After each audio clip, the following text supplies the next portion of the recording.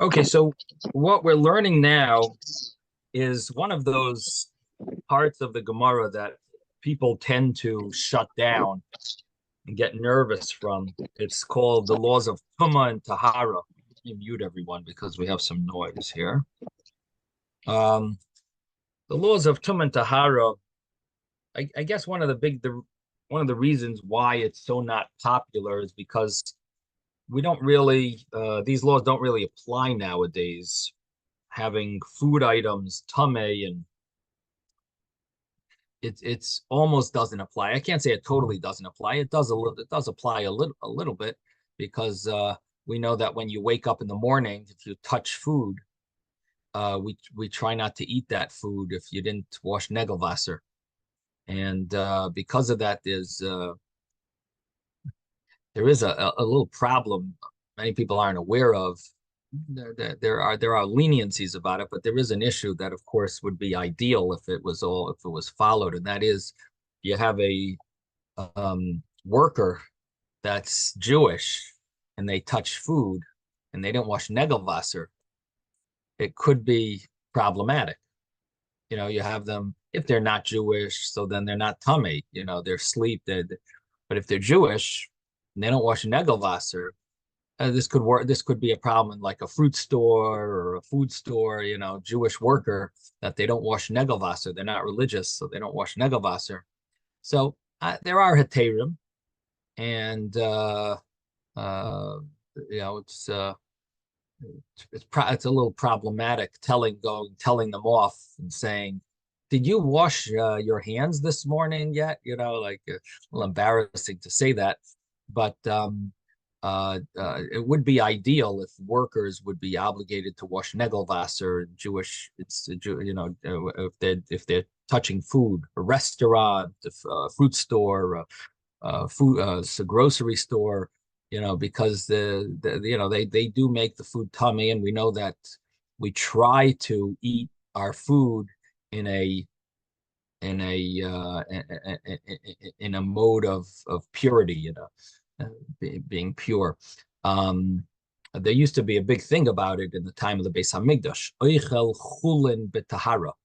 They would eat their chulin even in holiness and purity. And regarding Negelwasser, it's even more severe because it's much more. Seems to be a much more tumah impurity with regard to the tumah of ruach ra. It's like an evil spirit, so it's even worse seemingly than the way things used to be with eating chulin betahara. So, and it's brought in Shulchan Aruch, and possibly you should throw out the food if it was touched by someone who didn't wash Negelwasser. It seems to be even more strict with regard to that. So there are laws of Tumah and Tahara nowadays, also regarding Kohanim. But the general laws that you find in the Gemara, like, for example, Yodois, and we're dealing here with handles. So they get boring because we don't really utilize they're not they're not practical. And we're not familiar with this idea of Tumah and Tahara so much. So besides for our Negelwasser in the morning and not touching food, we hardly deal with these type of laws. So, and then they're also complicated laws. Does a second level make a third level impure if and things like that. And the Gemara talks about it at length. And so people tend to shut down. But anyway, so it's considered like the boring, somewhat boring from the Gemara. But anyway, our Gemara is dealing with an important question, and that is, it is somewhat practical, and it has to do with using items for schach that might be considered susceptible to tumah. So we're now taking the laws of tumah that tend to not have too much practicality in today's day and age until the Beis Hamikdash is rebuilt. May it happen speedily today, amen. However, even without the Beis Hamikdash yet, these laws could have practical application, and that is, if you want to use certain things for schach, and they are food items, so that's already a problem. It's called susceptible to tumah. And even if they're not wet, it's still considered an item that's in the category of tumah. But not only that, but the handle of it is something that could be considered something susceptible to tumah, even though the handle is not a food. It's not a vessel and it's not a food, and yet it also will be considered possibly invalid for schach. And here we have a machlekes in our Gemara about a person who's using um, uh, a grain that is part of the grain. He's using a stalk with the kernel at the end, and we know the kernel part is not going to be kosher for schach, but I guess you would call it the hay part of it, or the straw part of it would be considered kosher for schach. And the problem is, but what about the handle part of that straw? Would that handle part of the straw be considered a handle? And then that also would not be kosher for schach. Why? Because the handle of an item is considered susceptible to tumah.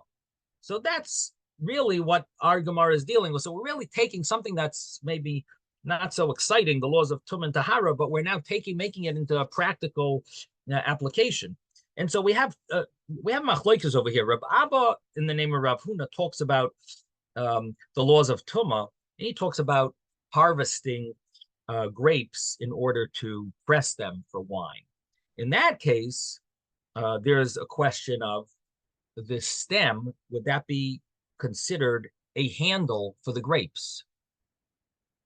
Normally it would be, but when you press wine, that stem is no longer considered a handle for the grapes. Ein lo yodos. This is Reb Abba in the name of Rav Huna. The grapes do not have a yad. They don't have a handle. Why don't they have a handle? All of a sudden it loses its handle law. It's no longer makabel tuma. The handle part is not only gonna, it's not gonna give tuma, impurity, to the grapes. It itself won't become tummy either, because it's no longer a handle if something tummy touches it. Now, why is that? The reason is because the stem is going to be detrimental to the pressing of the grapes, because it's going to absorb some of your expensive wine, or even not so expensive, but fact is it's taking some of the wine, and you don't want there to be that handle there. The whole concept of a handle is that you want it to serve as a handle. And here you don't want it to serve. You'd rather it's not there. You don't want it as a handle. You're pressing the grapes, and you just don't have time to take each grape individually. So you're throwing the entire thing there, and it is going to absorb some of the grapes, but and obviously you don't want that. You don't want it to absorb any of the wine. So therefore, Reb Abba, in the name of Rav Huna, says that that stuff is not called a handle. It's not makabel tumah. It does not give tumah it won't cause the grapes to be tummy. It itself won't become tummy. It's not a handle. Ein lo yodos. Doesn't have the laws of handles. But what would be in a case where you have this grain, you have the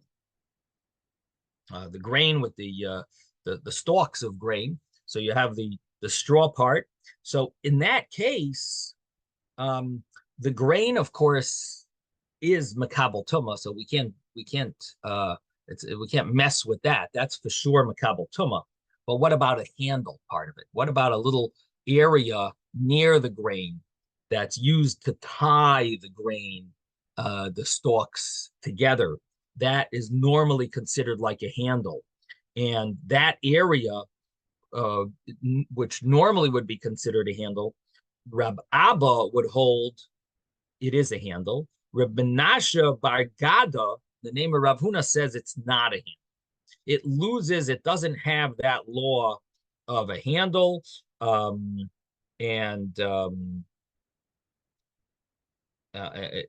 which applies in these two areas. Number one, regarding tumah, and number two, regarding schach. It's not benefiting. It's not considered significant, the benefit it's giving you.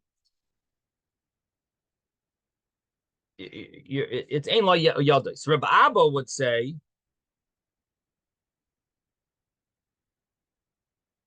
it is considered to be a yad. It's a handle, and the reason is because it would help somewhat weigh down the grain, or for the schach. It could help for that.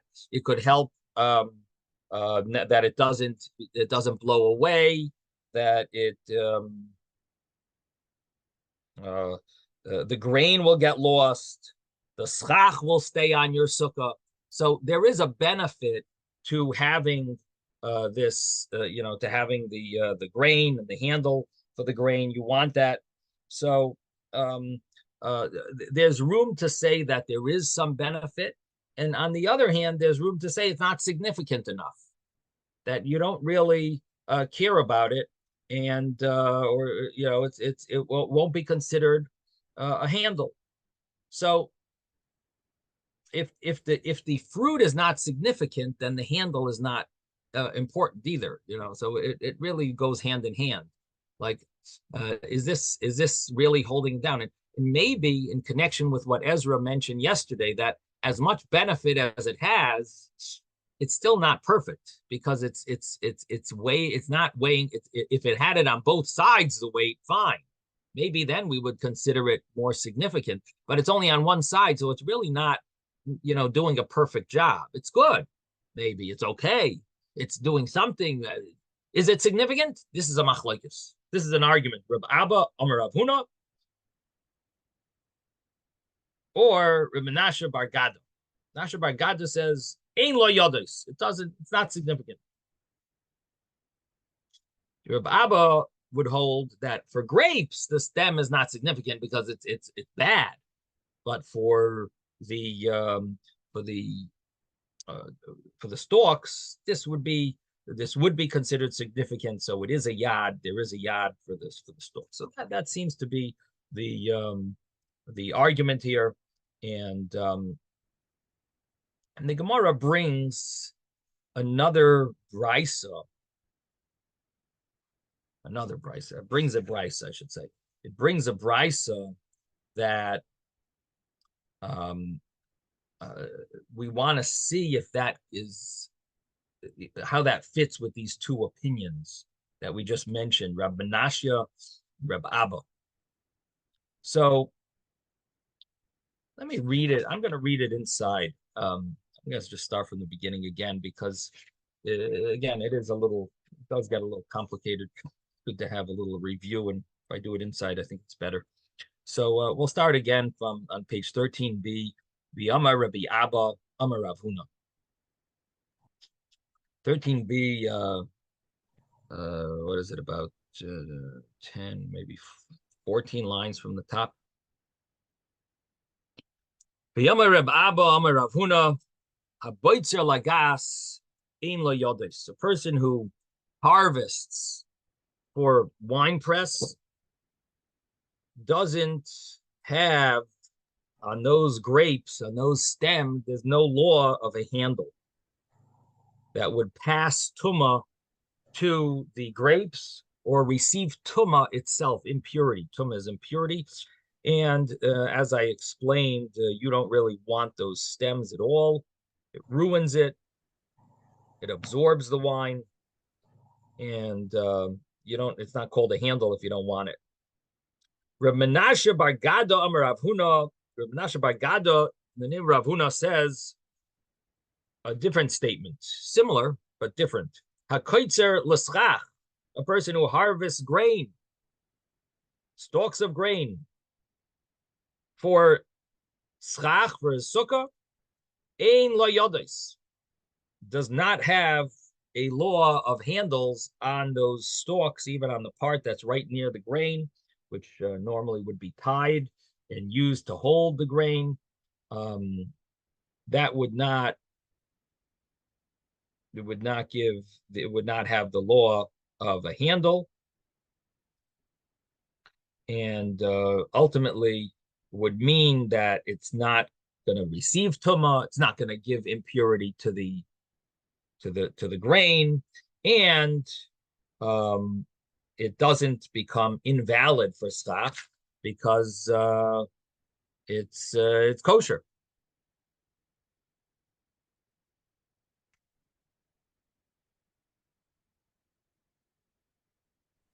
So it would not ruin the sukkah. It would not be a problem. Now,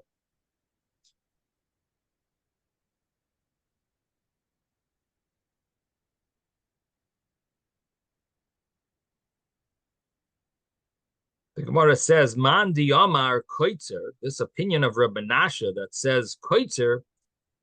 So kolshkein boitzer, for sure, the case of harvesting the grapes for the wine press, and the loinechole, that he's not happy that this stem should be attached.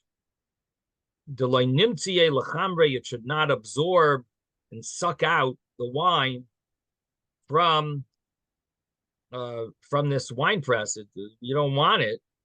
You don't want the stems to suck out the wine.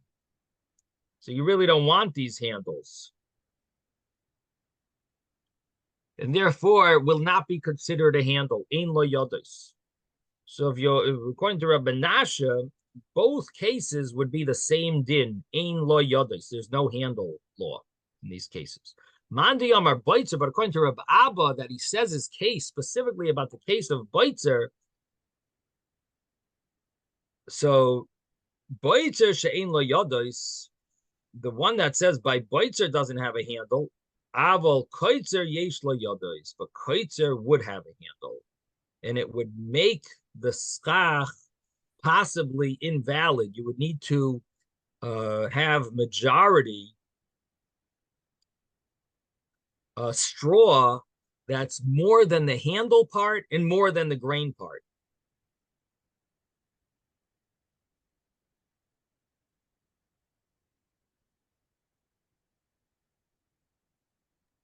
The nechale, the sake. Rabbi, yes. Are boatzer and kotzer, they both mean harvesting? Yeah, boitzer is generally used for grapes, like it says in the Torah regarding the laws of Shemitah. It's in vain nizirecha like sivtzar, and it's interesting that it uses a different term. It's in vain so kotzer is harvesting grain and boatzer is harvesting grapes. Right. Okay. Yeah. So it says, why would Reb Abba hold that harvesting grain for schach, you would have to deal with the handles as well, that there's an area of that grain, of that stalk that's considered a handle, and that would be invalid for schach. The nechale de lasakich, who want to use this for schach with the grain, in order that it doesn't just get spread out and you'll lose them. And therefore, if they're together, being together, it's beneficial. And ultimately,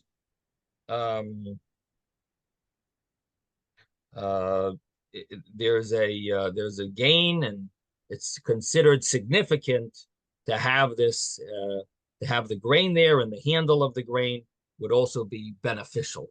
So that would be considered a yad, and will need to if you use this for schach, you'll need to make sure that you have majority kosher schach over this minority of non-kosher schach, which includes the grain, the kernel part, and the handle of that kernel, for that kernel.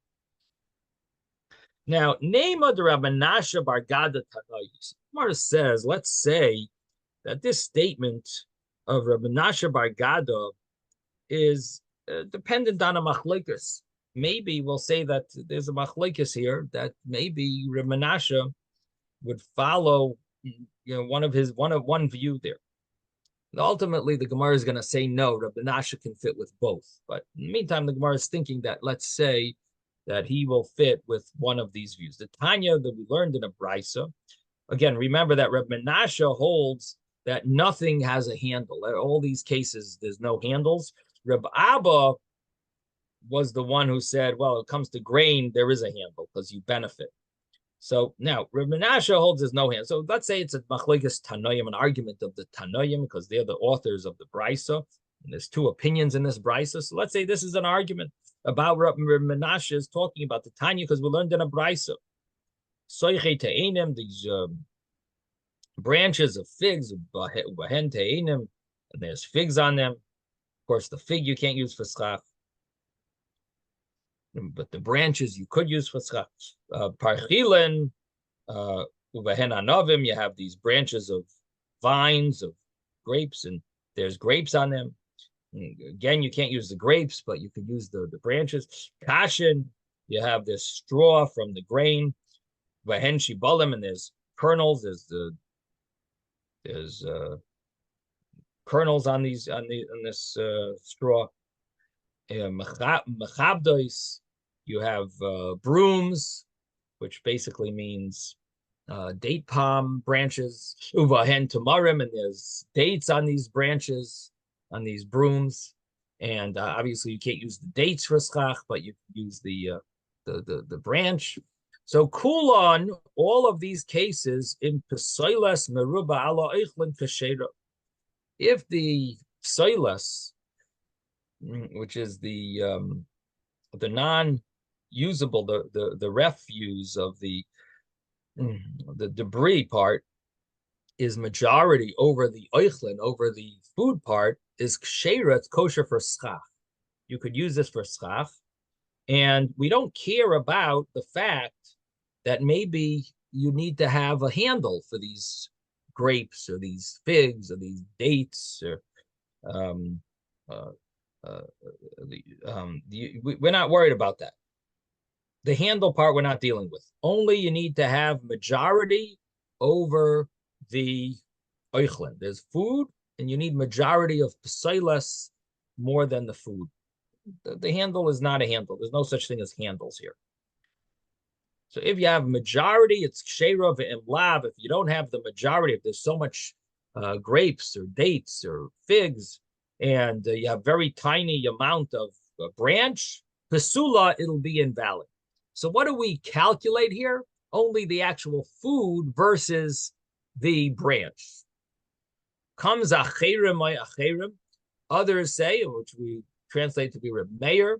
Reb Meir says, "Adju kashin, you need to have the kashin, the straw part of the grain has to be more meruben al hayodos v'al ha'oichlin. It has to be more than the handles and the oichlin. So we got to worry about the handles part."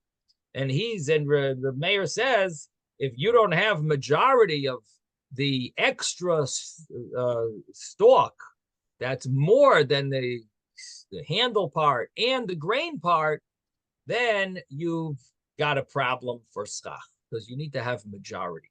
So bottom line is, Acherim talks about having handles, and the first opinion does not mention anything about handles. So that seems to clarify for us what they're arguing about. Do we consider these handles, are they considered handles? When it comes to putting these items on for schach, do we look at the handle part as significant? So my lav, is it not b'hakamivlagi? And this is what they're arguing about. The Mar Sav, our master, holds, yesh lahen yados. There is a concept of handles when it comes to these items when you use them for schach. Who's this Mar? That means Acherim, the Meir, the other opinion. And that would fit seemingly with Reb Abba, who picked a case that you don't have handles, only a case of a wine press. But when you're using something for schach, there is a concept of a handle. That would be Reb Abba. That would seem to fit with Acherim. Acherim is all worried about the handle part. And you have, using this for schach, you got to worry about the handles. Do you have majority over the fruit and over the handle part? Umar Savar and Master holds, Ein lahen yados. There is no concept of a handle here when you're using this for schach, because it's insignificant. You don't really, you're not really interested in the fruit part. You're really interested in the other part, and forget about the handle. There's no significance here, and we consider it as if it's not there. In fact, we can even use it for schach, for kosher schach, in order to nullify the fruits. So this opinion would be the first opinion, which doesn't mention anything about handles. And that would seemingly be the opinion of Reb Menashe that says that your koitzer, your harvesting grain, ein loy yodos, does not have any rule with handles. No problem. There's no handles. You use the whole thing for schach, and the only thing you can't count for schach is the kernel. It says Reb Abba vadai tanoi. According to Reb Abba, who says there's handles when it comes to schach, for sure he's going to have to hold like a chayrim, and he won't be able to fit his view with the first opinion. The first opinion that says that there's no handles, he holds there is handles when it comes to harvesting grain. So he can only follow Acherim. The question is about Reb Menashe. The Reb Menashe Bar Gada, mi lema tanoihi. Should we say that he's also considers this a machlokes and he follows only the first view? Or is there a way to say that maybe he can fit with both views? Maybe his opinion fits with both of these views, or should we just say that he fits with the first view, and the first view doesn't deal with any handles, and Reb Menashe did not deal with any handles? So the Gemara says, Amar Lach Reb Menashe, Menashe will tell you, my words fit with everyone. Dekule Alma, everyone holds, Savri holds, HaKoitzer l'schach ein layados. When you harvest for schach, for sure there's no handles. You don't. There's no such thing as handles. If you're cutting it for schach,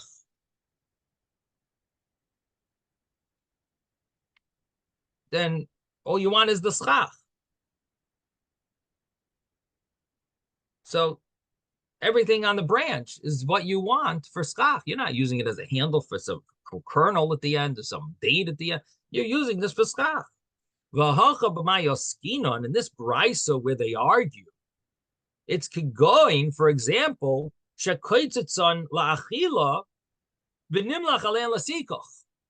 when you harvested it at first, what did you harvest it for?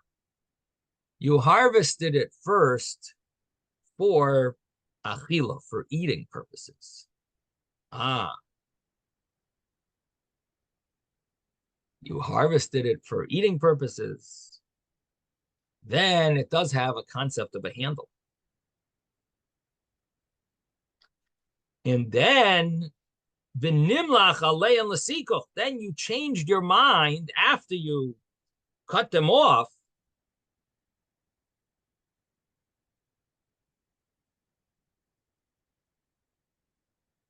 And now you want to use it for schach. So does that work when you change your mind? Do you lose the concept of handles? So Reb Menashe says, my case, look at the case that I picked. When I spoke about, he said it in the name of Rav Huna, but he says, HaKoitzer l'schach in layonis. My case, Reb Menashe says, I was quoting Rav Huna, my case is you harvested for schach. Why did you cut that branch off? Why did you cut that stalk of grain off? You cut it for schach purposes. In that case, ein layados. There's no handle law. I don't have to deal with any handle, any area of that stalk. As long as it's not the kernel, it's kosher for schach. Ein layados, no handle. But the brisa that talks about a machlokes, does it say that you cut it for schach purposes?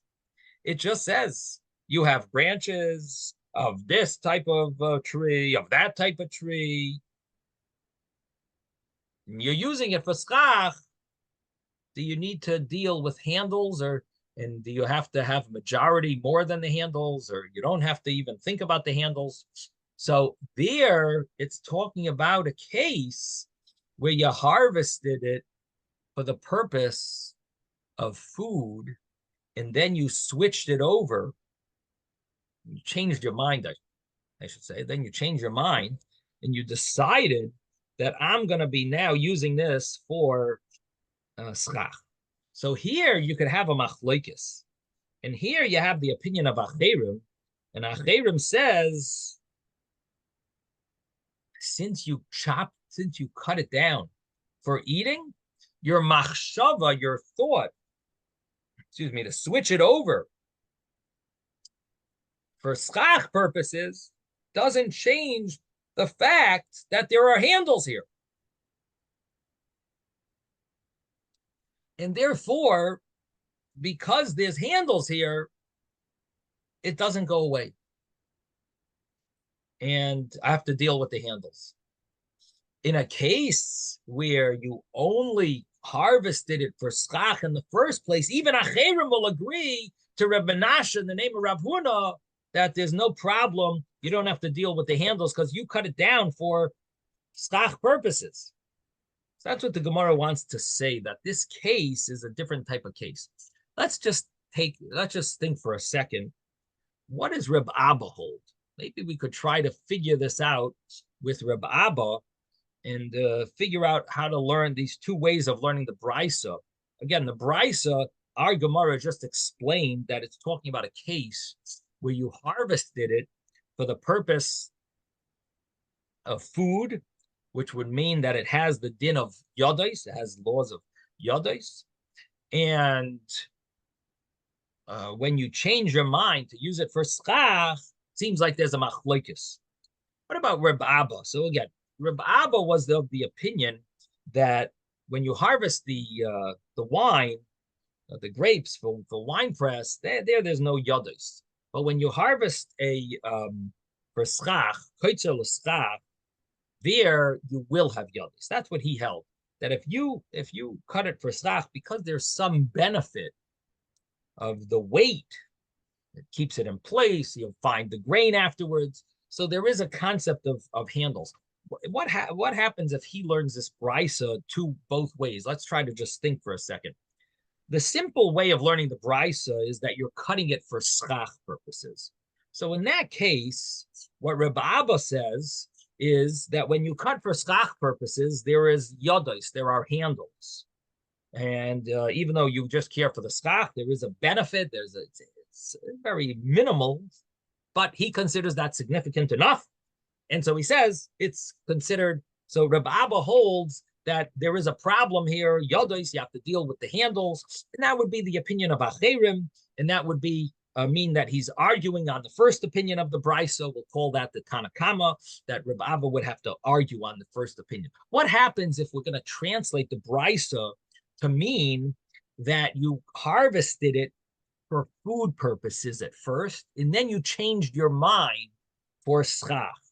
So in that case, what would Reb Abba hold? Let's think about Reb Abba's law. Reb Abba says when you harvest for Beitzer Lagas, when you use it for the wine press, there's no handle because you ruin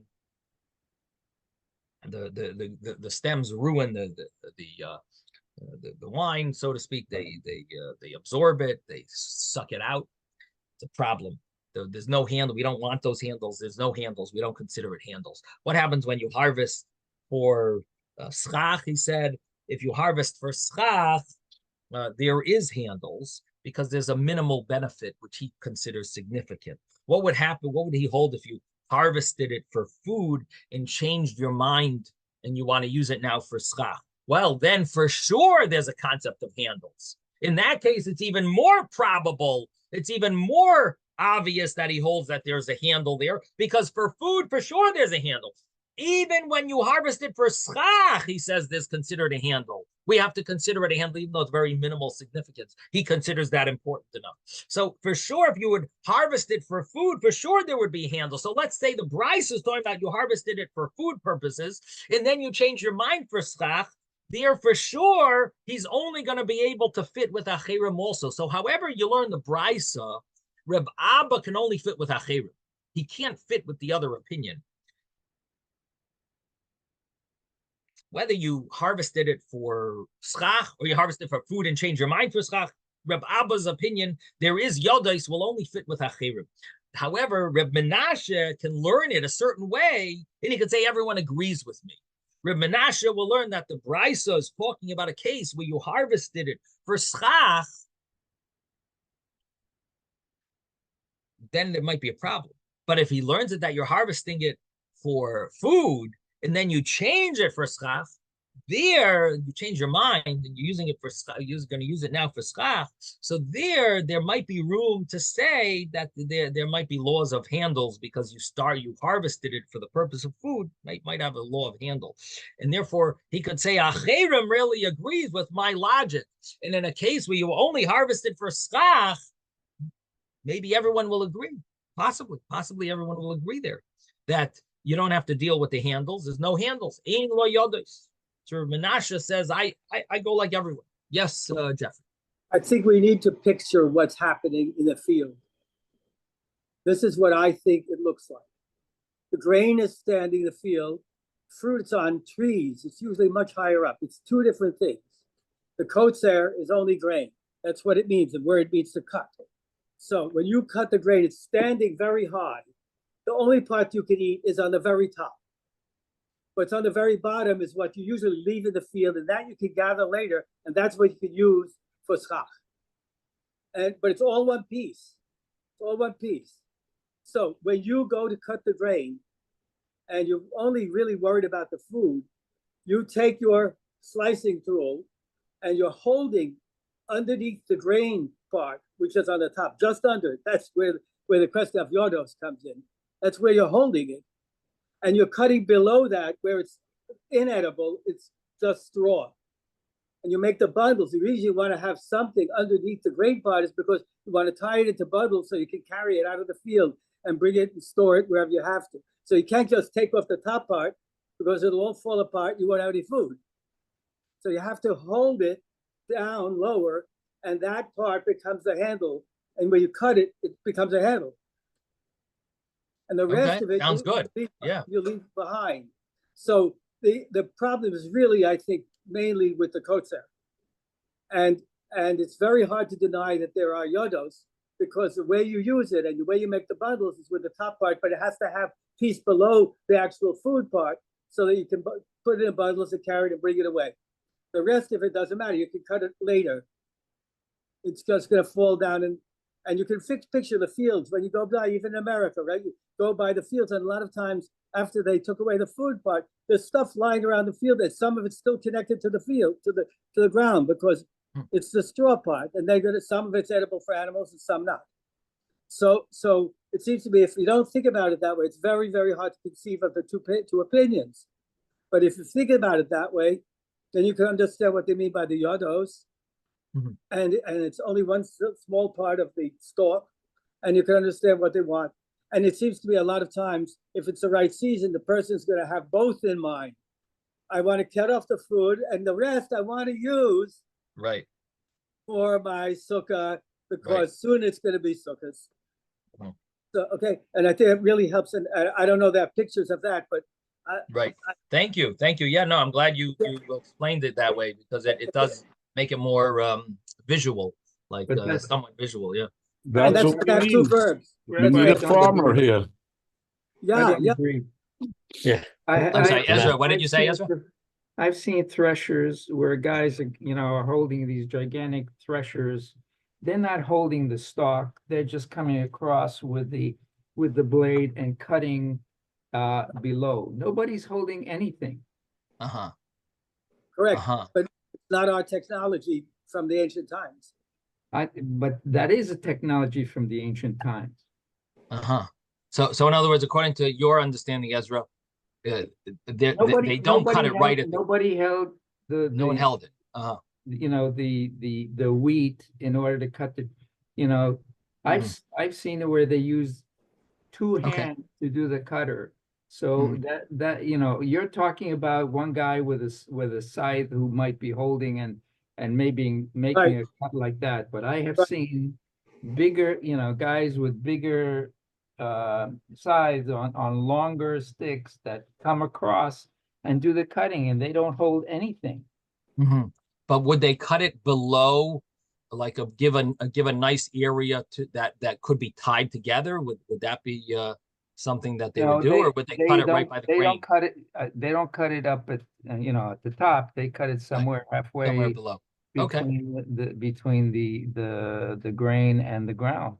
Uh-huh. You have to have Okay. you have to have very Okay, so stiff kinds of, you have to have very stiff kinds of stalks to do that. Uh-huh. Uh-huh. Right, that's true. Probably maybe different types of grain, right? Maybe different types of listen, there's rye, there's wheat, There's also there's all different types of grain that they use. we have American maize also. Right. Anyway, whatever it is, at least we're having a sort of like a visualization of either option, but basically there's definitely some space there to could be considered a handle. Okay. We're going to continue unless someone else has a question. Okay, let's continue. So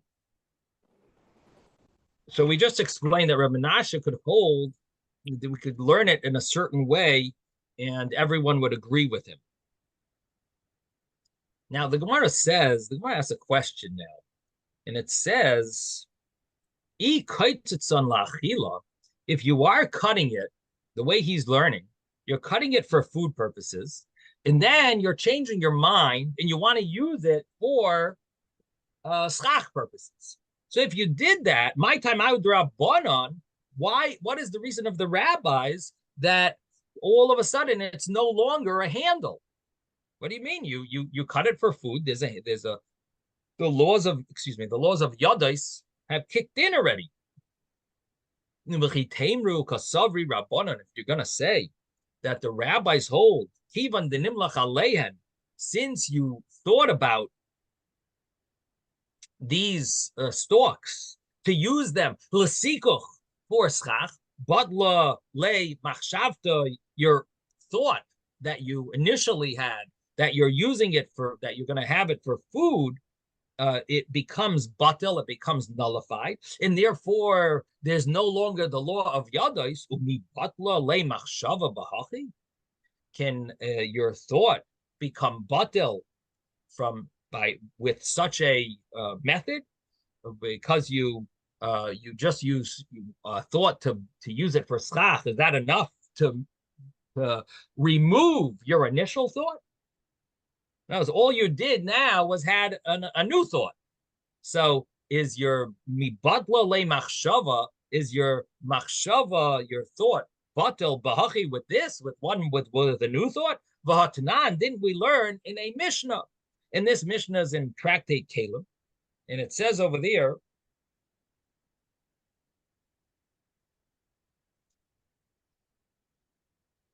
Kol HaKelim. Now we turn to the next page, page 14a. Kol HaKelim Yordin Lidei Tuma B'machshava. All the vessels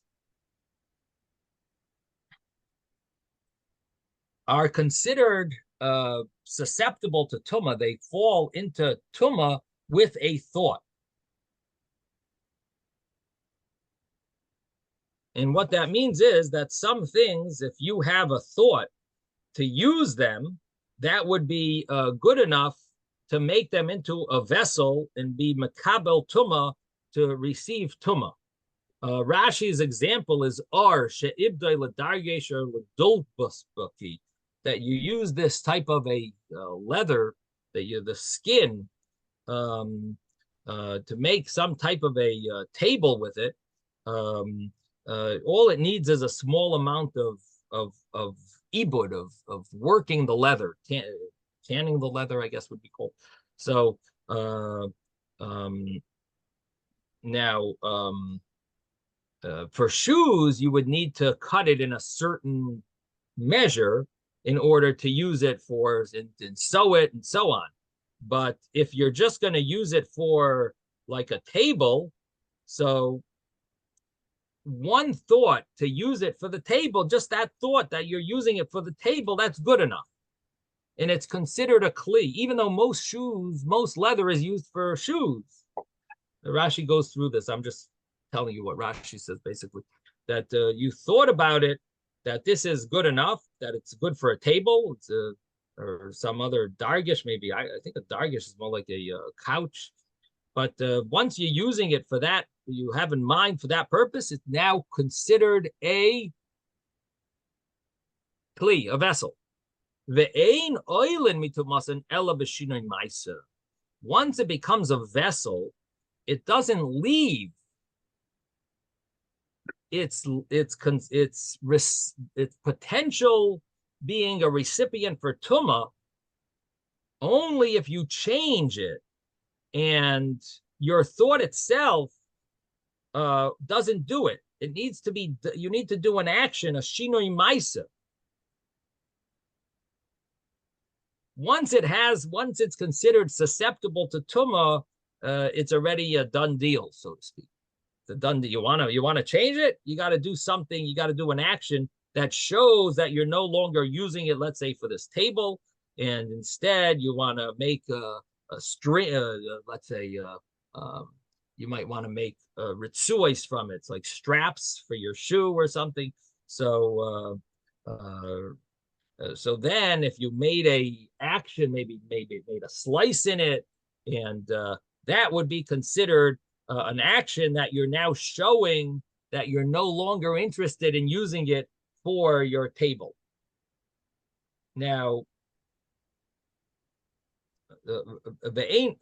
so it says that ve'ein oilen mitumasan ella b'shinoi maisa. It doesn't leave this level of to be able to be considered a recipient for tuma only if you do an action, not with thought. Thought alone isn't going to do it.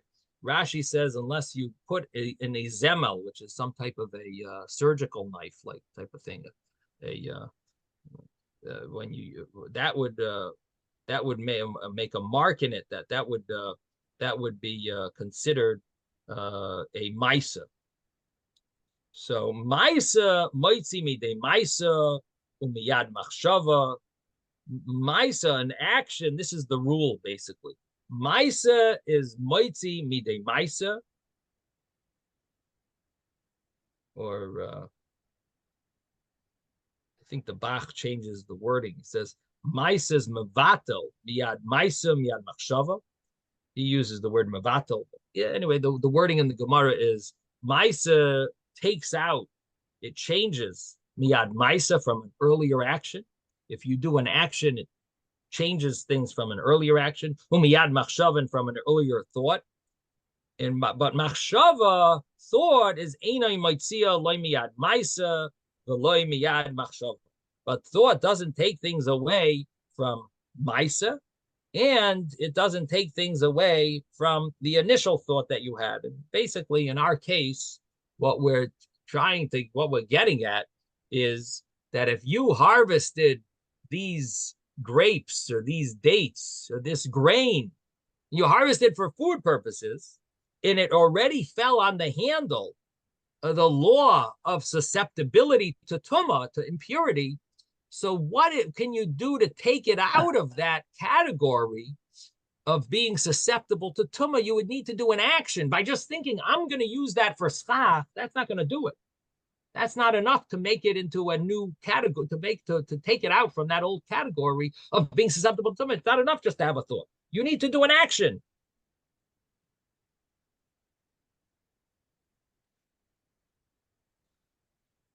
And what comes out from that is we're sort of, you have to take, once we prove this, it ruins the foundation that we built already before. In other words, this ends up messing up what we were building on. And as we were explaining that Reb Menashe wanted to have a new pshat in the brisa, that the brisa means that you're not harvesting it for schach, you're harvesting it for food, and then you change your mind for schach.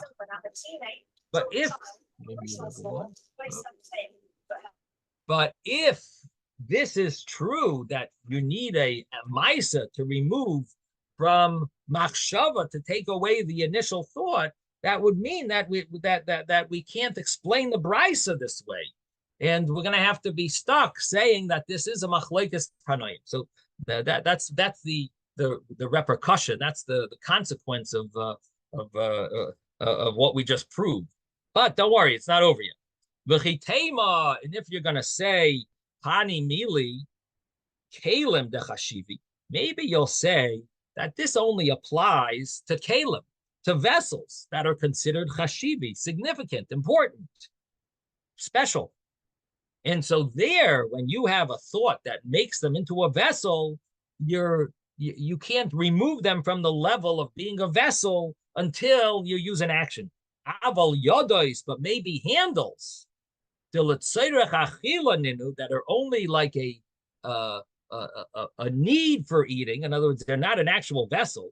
It's just it's a necessity, but it's not an actual vessel. That's not as choshuv. It's not as significant. And maybe you could say that it came through thought. It can leave the level of susceptibility, the category of susceptibility to tumah. Maybe thought will be good enough. And therefore, we're back to square one. Maybe we could explain the brisa the other way, because now we could explain that this is the rabbi's view, that the rabbis hold that they no longer are in the category of yodos, of handles, when you harvest it initially for food, and then you change your mind and use it for stach. So initially it had the level, it had the law, the category of a handle. And now that you change your mind, since it was only a handle, it wasn't a vessel. So therefore, maybe now the rabbis would hold that you could actually take it out of that category through thought. The Gemara says, but that doesn't work. V'hatanan, we have now a Mishnah in Uktzin. And what does it say over here in this Mishnah? Kol yodais ha'eichlin. All the handles of food, which would include straw that holds the tvua, shebasasan bagoyren. We'll soon see what basasan means. But you did something to it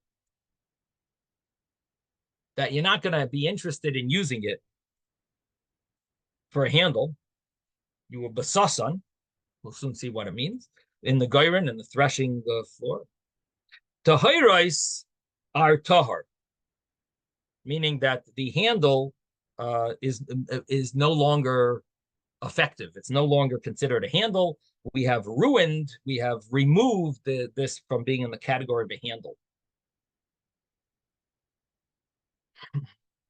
So the Gemara says, Bishleim Elamanda Omar Besasan means hitir igudan shaper. This will fit very well. This is the Gemara now talking. If you want to say that besasan means you untied this bundle, and because you're going to now thresh it, so you don't want that straw anymore to be part of the attachment to the grain, because you want to thresh it and get rid of the straw. So you would only use it if you were tying this with the straw, into bundles. But if you're just threshing it, so you're untying it in order to use. So that act of untying it, which is the Gemara's understanding that it's like a thought. So that is basically showing what your thought is. You untied it, so you're showing that you no longer want the handle. So then it actually would be okay, because just like you could untie it, and that would be a symbolic of thought, of showing you no longer care for the handle. But that would be okay, and that would fit with what we've explained. Elalamanda Amar my besasan mamish. But if you want to say that besasan means that you threshed it, that you had the animal walk on it, and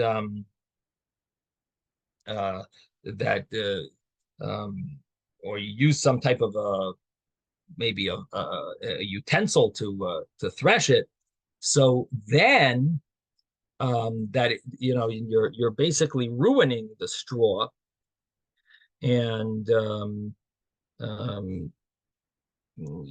causing the grain to fall out. So according to that, what are you going to say here? That you would need to do an action that would ruin it to take away the handle. And here you're just using it for schach, and all you're doing is changing your thought. So the Gemara answers, it says, Hachanabi shebasasin mamish. Maybe here also that in the case of the machlekes, the chachamim and the acherim, maybe there also that you had, maybe it's talking about the same thing, that you actually threshed it and you smashed it with either the animals or they used some type of some machinery that you threshed it with, and maybe that's why it no longer has the laws of handles, because you did a ma'aser. The Gemara says, if so, then how are you going to translate acherim? Why would the acherim say that that it does have the law of handles? So the Gemara says, the Amor Reb Yosi. The acherim, which is Remeir, holds like Reb Yosi, that non Reb Yosi metame. Reb Yosi holds it's tame, that still stays the concept of yadais, the category of handles, and therefore it would be it would fall into this you could explain the brisa this way, and Rabbi Yosi would hold that it still has the law of handles, and that would be acherim would follow that way of thinking, that once it fell into the category that it has a handle, that handle category sticks to it. Yeah, we're going to stop here and finish off the Gemara Mitzvah Hashem tomorrow. Thank you. Thank you. Thank you, Rabbi. Thank you, Rabbi.